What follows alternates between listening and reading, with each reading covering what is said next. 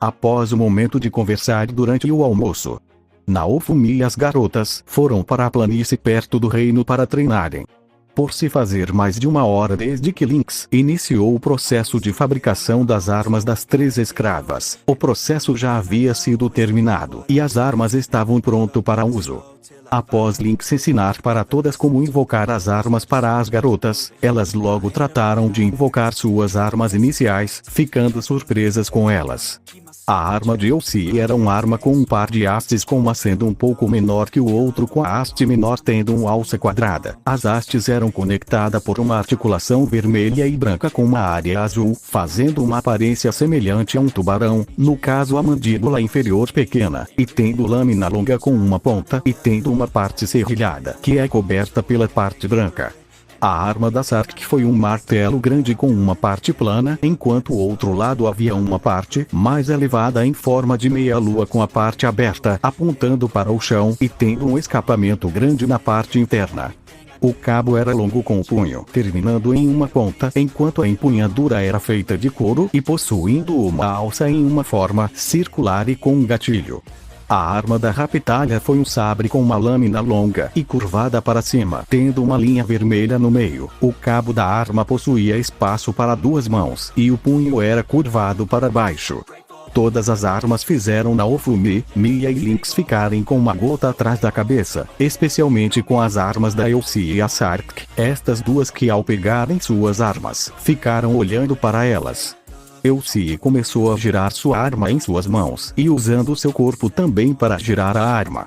No caso da Sark, ao pegar seu martelo, ela logo de início sentiu que a arma era leve e logo ela acabou girando a arma e fez o golpe leve no chão, causando uma pequena cratera no solo.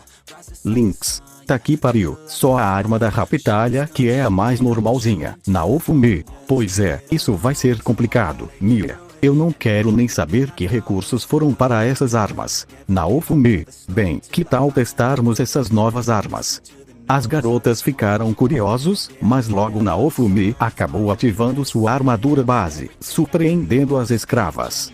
Naofumi estalou o pescoço e logo ele se virou para trás e fez seu capacete começar a desmontar e retroceder para a parte do peitoral.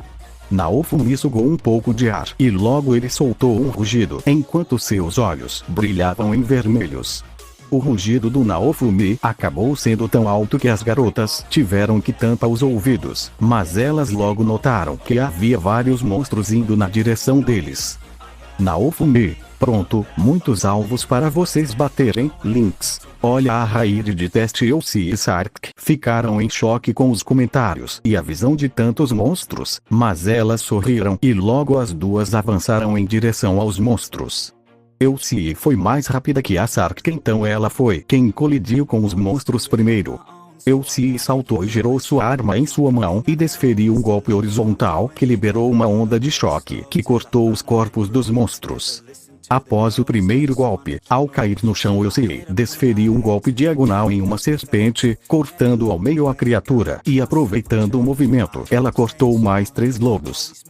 Elsie girou sua arma e continua a atacar os monstros, girando sua arma e usando seu corpo como extensão para os girou até que Elsie fincou sua arma no corpo de um porco-espinho, matando ele e fazendo sua arma fincar no chão, onde ela chutou a arma, lançando ela como um projétil rotatório nos monstros e cortando vários deles.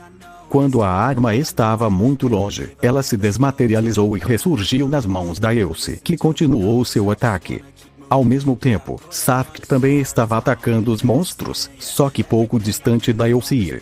Sark saltou e girou no ar para desferir um golpe com seu martelo no chão, causando uma onda de choque que jogou todos os monstros para longe. Sark caiu no chão e girou batendo seu martelo em todos os monstros perto e os jogando longe. Ela aproveitou para esmagar o monstro javali, depois ela pulou, movendo o martelo sem o tirar do chão, e quando ela havia feito um movimento meia-lua, ela girou tirando o martelo do chão e o acertando em um monstro lobo, esmagando ele e o chão, causando um tremor que desestabilizou os monstros. Sark apertou o gatilho no cabo e a outra extremidade do martelo liberou uma rajada de fogo que impulsionou a Sark, fazendo o martelo quebrar o chão, criando um caminho que permitiu a Sark girar no ar e realizar mais um movimento de giro vertical. Mas antes dela acertar o chão, a demi-humana urso virou sua arma deixando horizontalmente, fazendo assim a propulsão, fazer a Sark começa a girar em alta velocidade e a matar vários monstros, enquanto ela se movia como um tornado pelo campo de batalha. Enquanto as duas escravas estavam lutando contra os monstros, Naofumi e as outras estavam olhando elas surpresas.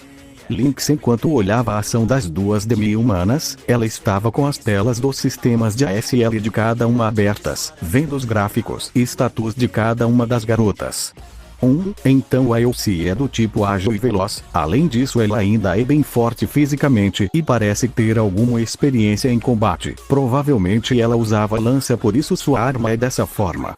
A Sark é mais forte e bruta. Parece que a força de urso dela é realmente algo a se considerar muito. Eu não esperava que as armas fossem realmente se tão compatíveis comigo, tendo feito elas e não as duas. Lynx ficou como uma gota atrás da cabeça, vendo como o gráfico de desempenho das duas estava tendo uma ondulação drástica entre as duas conforme elas continuavam a luta contra os monstros.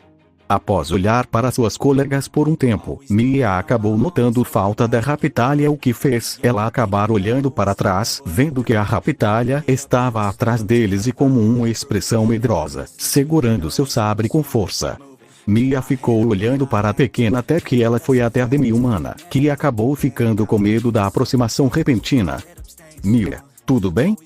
Rapitalha, Mia. E não precisa se preocupar, a gente não vai ter força para fazer nada. A gente não saber sobre seu passado, então não posso dizer que entendo por que você está com tanto medo, mas posso dizer que não precisa se preocupar com nada. Enquanto estiver com a gente, você pode ter certeza que vamos ter proteger, Rapitalha. Por quê? Porque estão fazendo isso. Mia, o cara rabugento ali atrás é o herói do escudo.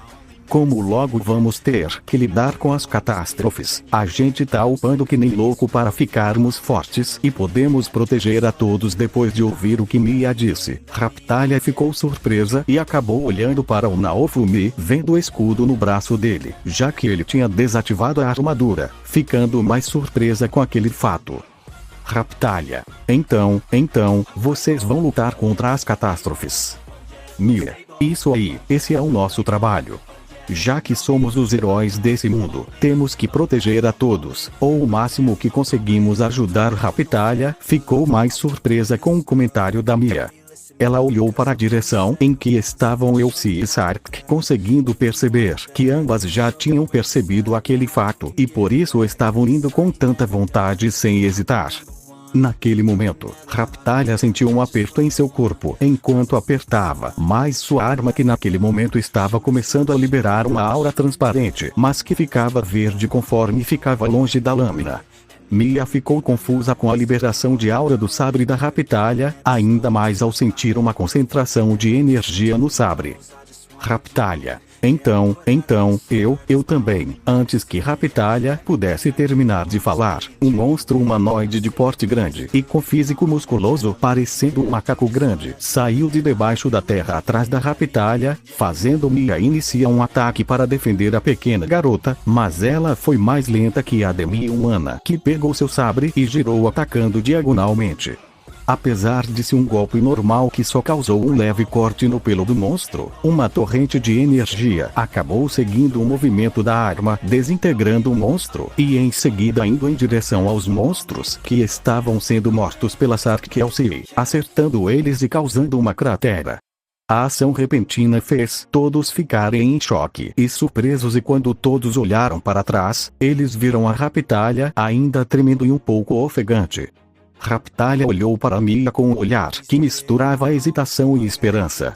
Rapitalha, eu quero lutar ao lado de vocês. Todos olharam ainda em choque para a Rapitalha, mas Mia acabou se recuperando e sorrindo para a Rapitalha. Mia, bem, se é assim, então vai ser uma honra lutar ao seu lado. Mia colocou a mão na cabeça da Rapitalha e fez carinho na cabeça dela, fazendo a Rapitalha sorrir para ela. Lynx e Naofumi, apesar de não terem ouvido o que havia sido falado antes, entenderam a situação, mas eles ainda estavam com um leve choque.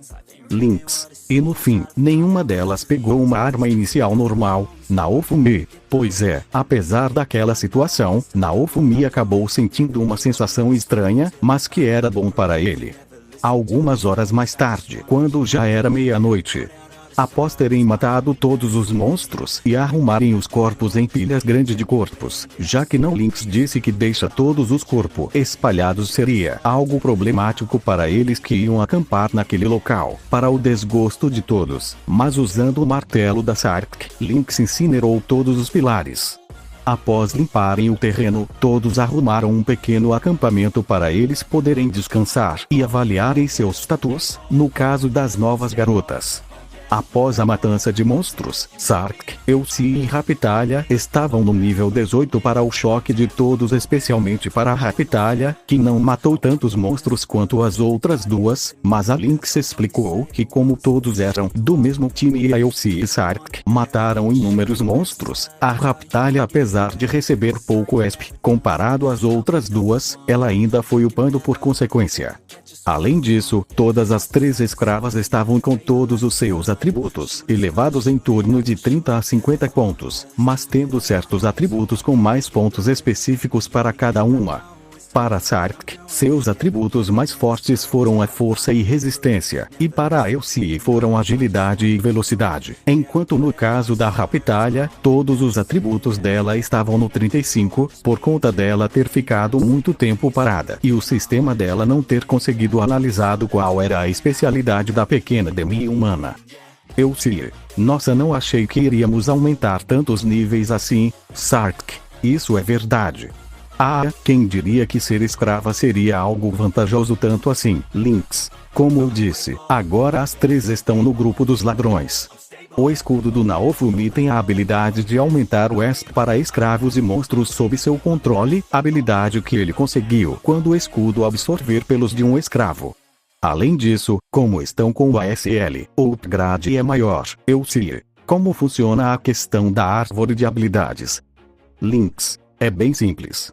Quando vocês aprendem algumas das habilidades da árvore, vocês efetivamente estão aprendendo memórias musculares, e quando são habilidades especiais, vocês estão só aprendendo uma técnica como qualquer outra. A diferença é que as habilidades da árvore às vezes vão mandar o belo foda-se para a lógica desse mundo, e as habilidades às vezes têm uns requisitos, mas isso é para dar buff para as habilidades. Sark. É o que? Lynx. Resumindo, vocês estão trapaceando, ao invés de terem que passar anos treinando para aprender novas técnicas. Vocês só compram, tecnicamente, uma nova e foda-se. Sark. Ah tá, Elsie. Então se pegarmos qualquer habilidade, vamos virar mestre nela. Mia. Na verdade não. Para ficar mais simples de entender, eu tenho uma habilidade de empunhadura dupla.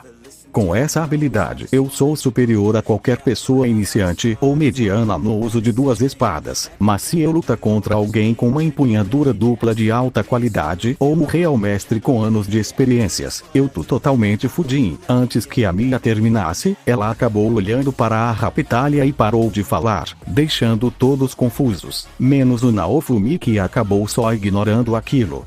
Elsie. Então não é algo totalmente roubado. Interesse. Ah, e os atributos? Foi você que distribui isso? Lynx. Eu mesmo não. O sistema em si analisa você enquanto estão lutando, upando ou só treinando, caindo na mão ou de outra forma, e conforme vão ganhando pontos de atributos, eles vão automaticamente sendo distribuídos de acordo com vocês mesmos. Exemplo, a Elsie, que é veloz e ágil, o sistema dela vai focar nos atributos de agilidade e velocidade, mas sem deixar os outros atributos de fora. As escravas ficaram surpresas, mas isso foi algo que fez elas ficarem animadas com o futuro. Mia. Bem, posso fazer uma pergunta? Elsie. Ah, claro, Mia. Qual é a história de vocês? Sark. Nossa, história, Mia. Desculpa se estou sendo invasiva. Como nós vamos fazer parte da mesma equipe, seria bom conhecermos uns aos outros. Dessa forma, nós podemos ter uma confiança maior uns nos outros. As 3 garotas demi-humanas estavam surpresas com aquela sugestão e fez elas ficarem pensando naquela questão. Por outro lado, Naofumi ficou pensando sobre o que Mia tinha falando, especialmente sabendo que ela própria não tinha uma história. Naofumi, se é para falar sobre nossas histórias, acho que eu posso começar com isso. O comentário do Naofumi acabou chamando a atenção de todas para ele, deixando ele momentaneamente incomodado, mas ele se acalmou logo em seguida. Naofumi, bem, eu era só um estudante comum no meu mundo. Eu nunca fui uma pessoa que se destacava ou fazia questão de chamar atenção.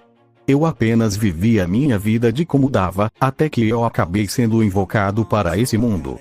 Quando eu cheguei aqui, eu acabei passando por poucas e boas. Conheci a Lynx, uma outra pessoa que eu não quero falar, apesar de ter sido traído e atualmente se bem mal visto pelas pessoas deste reino. Eu ainda tenho a Lynx e a Mia para me ajudar e chegamos aqui, onde eu sou o herói do escudo e tenho que proteger esse mundo. Ao ouvirem o resumo da vida do Naofumi, as escravas acabaram ficando surpresas com a história do herói do escudo. Enquanto isso, Lynx e Mia ficaram felizes com a iniciativa do Naofumi, especialmente a Mia, que ficou feliz por não ter sido esquecida. Lynx: ei, olha só Mia, ele falou seu nome, Mia. Ai que bom, eu não tô sendo um fantasma para ele. Mia acabou chorando comicamente, fazendo a Lynx soltar uma risada, enquanto as outras acabaram ficando confusas e o Naofumi ficou como uma gota atrás da cabeça com aquela cena. Naofumi, parem de agir como idiotas, e contem as histórias de vocês. Lynx: ei, bem, eu não tenho muito o que falar sobre mim. Como sou apenas uma manifestação do sistema e só tô ativa há um mês, eu não tenho muito o que falar. Praticamente eu ainda não vivi muito para poder contar minha história para vocês. Acho que devia ter esperado um pouco mais para formar um grupo tão grande. Mia, eu tô no mesmo barco. Eu sou a cópia da princesa de Milhomark. Eu não tenho uma história ainda. Eu só tô viva há mês e algumas semanas, então também não tenho muito o que falar, já que não quero ter mais ligações com a princesa mais velha de Milhomark. Então foi mal puxar o assunto. Sem quem tem uma história para compartilhar. Eu sei. Sark e Rapitalha ficaram surpresas com aquela situação, enquanto Naofumi ficou um pouco pensativo com o comentário da Mia. Eu sei, é uma pena que não tenham histórias para nos contar, mas mesmo assim, só a sinceridade de vocês já é o suficiente para mim. Bem, meu nome completo é Elsie de Kalask. Eu era de uma família de serviçais a uma família nobre que vivia a norte de Milhomark. Desde que me lembro fui criada para ser a serva da filha mais nova da família, aprendendo a fazer quase todos os serviços de uma empregada, além de receber treinamento em combate. Quando cheguei à maioridade, eu comecei a trabalhar para a filha da família, se me lembro bem servir ela por cerca de 12 anos até que sofremos com uma emboscada, onde eu acabei sendo assassinada. Naofumi: que? Assassinada? Eu sei. Sim. Eu não sei quanto tempo fiquei morta, só lembro que graças a uma sacerdotisa eu fui revivida. Eu fui para casa, mas ao chegar lá, descobri que minha família tinha sido exilada e a minha mestra tinha sido sequestrada. Desde então comecei a procurar ela, mas acabei sendo capturada e vendida como escrava, tendo cerca de 4 donos até chegar ao senhor Naofumi. Mia e Lynx acabaram ficando em choque com aquela história, especialmente a Lynx, que ficou de queixo caído, o que acabou aliviando um pouco do clima tenso que tinha surgido. Lynx: meu Deus, eu esperava qualquer coisa, mas isso é realmente surpreendente. Mia: realmente é algo surpreendente pensar que você até morreu e voltou à vida. Eu sei. Ei, eu sei. Até eu fiquei surpresa quando descobrir. Naofumi: acho que não tem história que supere essa. Ao falar aquilo, Naofumi acabou olhando para a Sark, que parecia estar com vergonha, o que fez o trio original ficar com uma poker face e com um mau pressentimento. Lynx: então, Sark, que tal contar sua história? Sark: acho que eu não posso escapar disso. Eu me chamo apenas Sark. Eu sou uma meia Beast Scarly, mas também meio Drakthrais, um meio humano dragão. Realisticamente falando, eu não sou bem um ser vivo convencional. Eu sou apenas um ser artificial que foi criado por um alquimista que vivia sozinho. Eu vivi com ele por um tempo, ajudando ele e vivendo como a filha dele. Quando ele morreu, eu fiquei sozinha e vivendo na casa dele. Como eu não tinha nada para fazer, fiquei estudando com os livros dele com o tempo. Fui ajudando algumas pessoas que apareciam de tempos em tempos na casa. Infelizmente, no dia que a primeira onda chegou, minha casa acabou sendo destruída. E como ele não tinha mais nada, acabei sendo pega como escrava, e foi isso. Ao terminar de contar o resumo da sua história, Sark ficou como uma gota atrás da cabeça ao ver como os outros, no caso Naofumi, Mia e Lynx, ficaram em choque com a história dela. Lynx: eu, sinceramente não sei o que falar. Parece que agora temos colegas realmente excêntricos, mas isso torna as coisas legais e um grupo mais divertido de se ter. Eu sei. Isso é verdade. Quando a Mia iria falar algo, ela acabou vendo que a Rapitalha parecia estar incomodada com algo, o que chamou a atenção de Mia, que rapidamente acabou juntando os pontos em sua cabeça. Entendo o motivo da hesitação, assim como Naofumi e Lynx. Mia: bem, acho que já tá tarde, então acho melhor a gente ir dormir, já que amanhã a gente ainda tem que upar muito até a próxima onda. Lynx: isso é verdade. Eu já tô ficando com sono. Naofumi: você não é uma manifestação. Lynx: nunca ouviu falar de bateria? Eu estou tendo que gerenciar o sistema de 6 negros e tenho que criar armas novas. Me dá uma folga, Naofumi.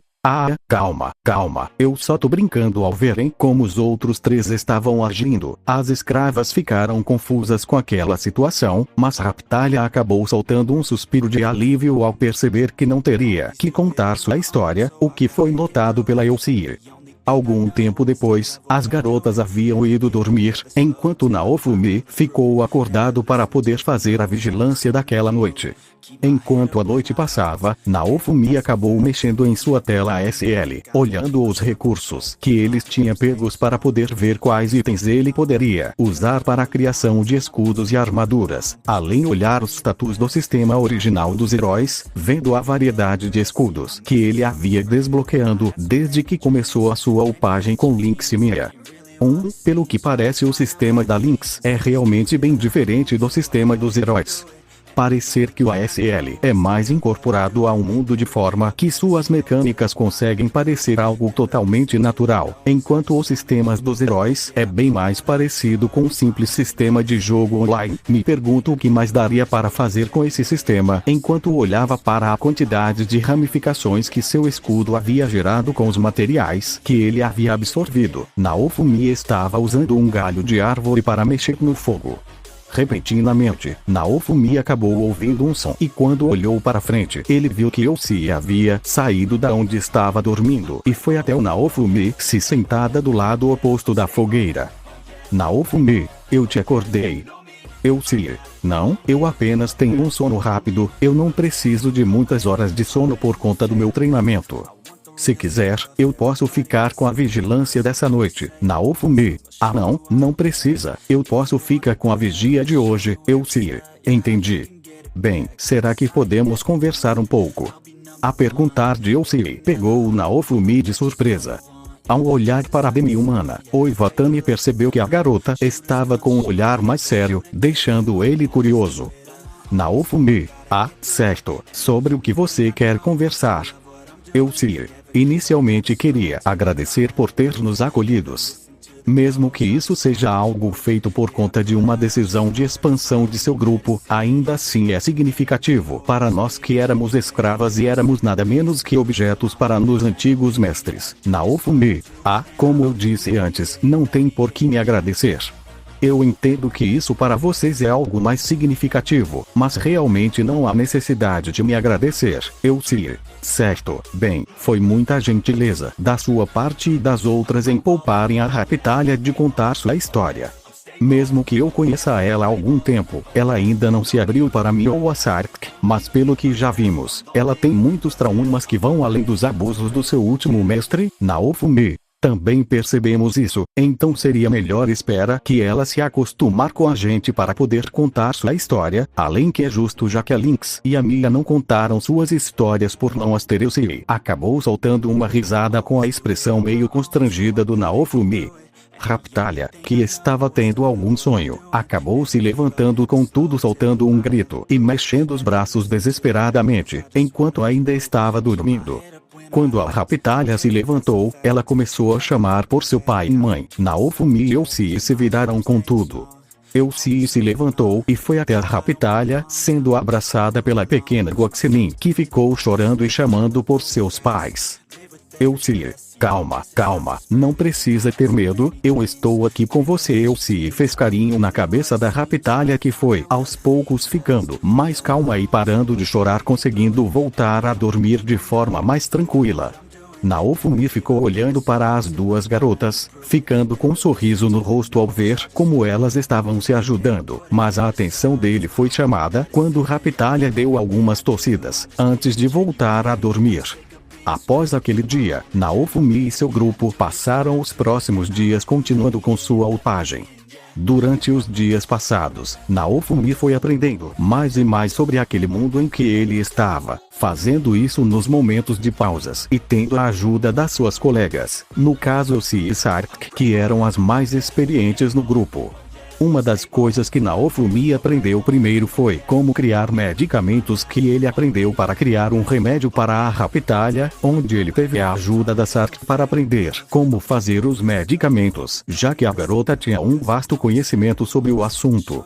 Conforme Raphtalia foi melhorando em sua condição de saúde e não necessitava mais dos remédios, Naofumi começou a vender os remédios que eles não utilizaria, já que por conta das ondas eles estavam valendo mais do que os ingredientes, então isso se tornou uma fonte de renda para o grupo, que usou para conseguir comprar alguns suprimentos e pagar a estalagem que estavam usando.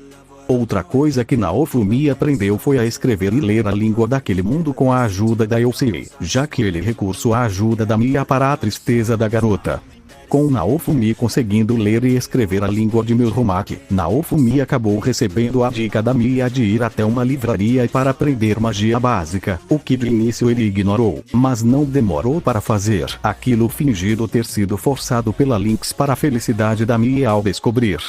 Durante os treinos, um certo problema acabou surgindo para Raphtalia e Sark, que era o fato que mesmo elas tendo níveis altos, nenhuma delas teve uma mudança em suas aparências, já que elas, como são demi-humanas por ainda serem novas, o nível delas iria funcionar como sua idade e faria elas terem mudanças corporais para alcançar o auge para o nível delas, mas nenhuma das duas sofreu qualquer mudança.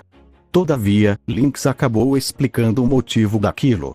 No caso da Sark, como ela era um ser artificial, Sark não envelhecia como pessoas normais, ou teria o mesmo funcionamento biológicos que outros demi-humanos, o que queria dizer que, em resumo, ela já estava no seu auge, e seu nível não mudaria sua aparência, apenas iria liberar mais das capacidades das suas espécies.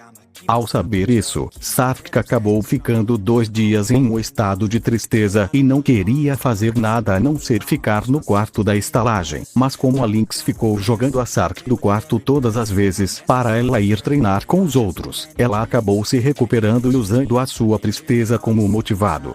No caso da Raphtalia, por conta dela estar usando o sistema da Lynx, que estava fundido com o sistema dos heróis, as mudanças corporais de Raphtalia iria levar mais tempo para aparecer mais nível.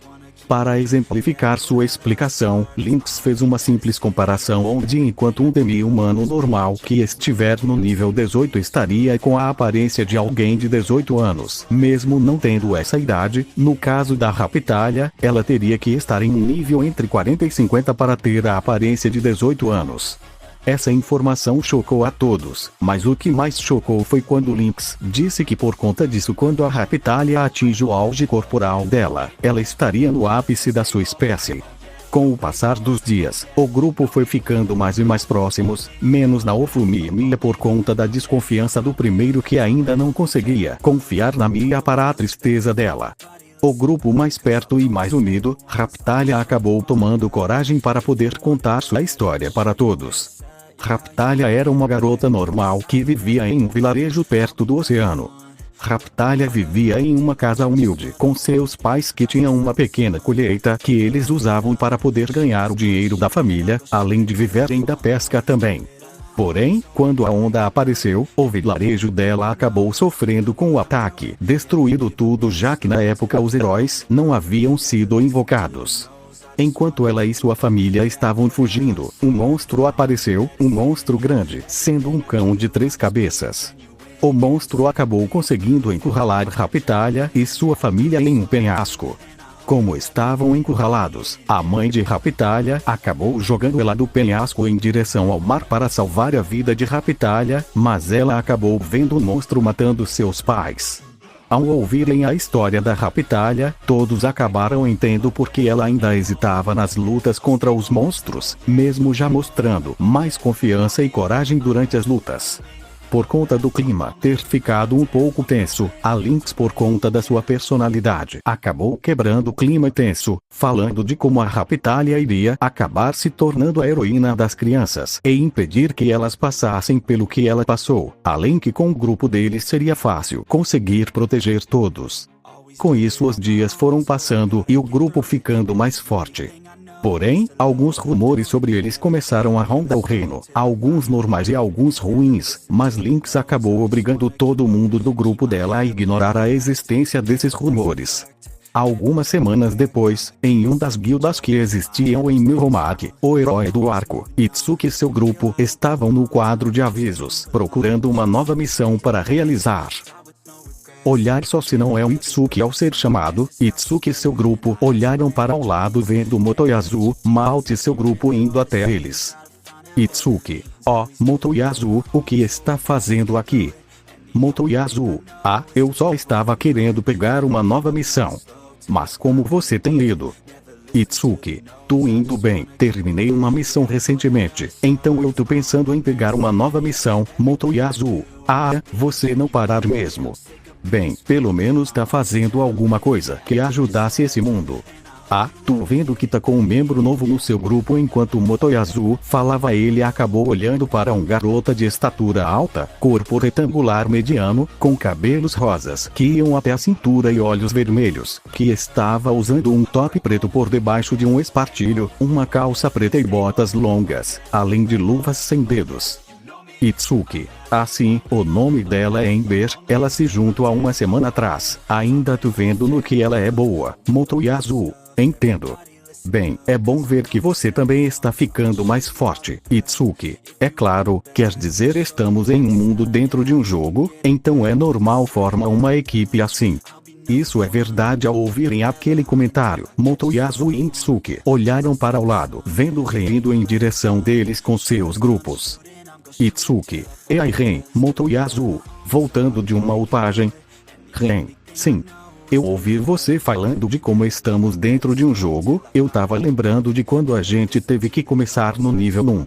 Já faz tanto tempo que estamos aqui, que eu acabei me familiarizando com os monstros e as masmorras que eu foi como se eu pudesse limpá-las com os olhos fechados. Motoyasu: pois, é muito fácil sermos os grandes heróis que vão salvar o mundo. Bom, eu não sou popular apenas por ser o herói, Ren. Bem, mudando de assunto, vocês têm ouvido os rumores sobre o Naofumi? Itsuki: parece que ele tem ficado bastante nas planícies e tem matado os monstros que nem louco. Sinceramente, esse cara não deve bater bem da cabeça. Ren: eu ouvi que ele tem forçado algumas garotas a servirem ele, tem até 2 garotinhas. Motoyasu: o quê? Não me diga que aquele cara está molestando até crianças. Ari: aquele maldito, ele, se for uma garota ele não perdoar. Ren: Itsuki: quando você diz isso, Motoyasu, de alguma forma me soa muito errado. Motoyasu: aquele maldito, ele falhou como um herói, não, ele falou como um humano. Enquanto Motoyasu estava falando aquilo sobre o Naofumi, em outra área perto da cidade, Na planície Naofumi, que estava lutando contra monstros, acabou soltando um espirro, o que fez ele ser acertado por um soco do monstro que era um macaco grande. O soco fez o Naofumi ir de encontro ao chão, batendo nele com tudo e rachando o solo. Mas ao acertar o chão, Naofumi rapidamente se recuperou e girou no ar e socou o demônio, explodindo a bater de cima do corpo do monstro. Lynx: Ei Naofumi, tá tudo bem aí?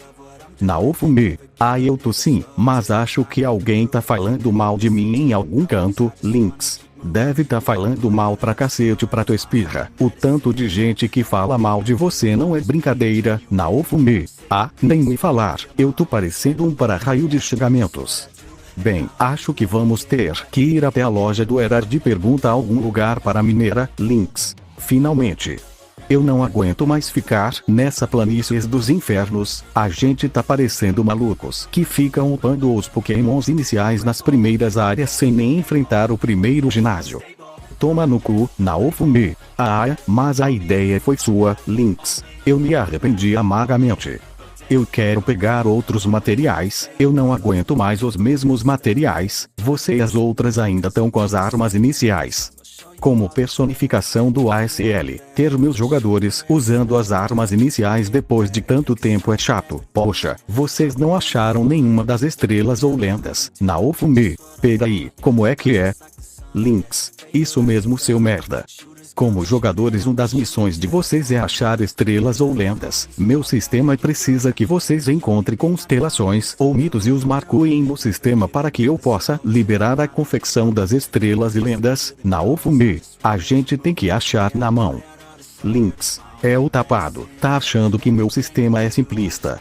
Se você quer os poderes do meu sistema, então vai ter que ralar para isso. Lynx deu um chute no rosto do Naofumi, ficando com seu pé no rosto dele, dando alguns empurrões. Com isso chegamos ao fim dessa sessão de 3 partes do capítulo 02 de O Herói das Lendas e as Estrelas.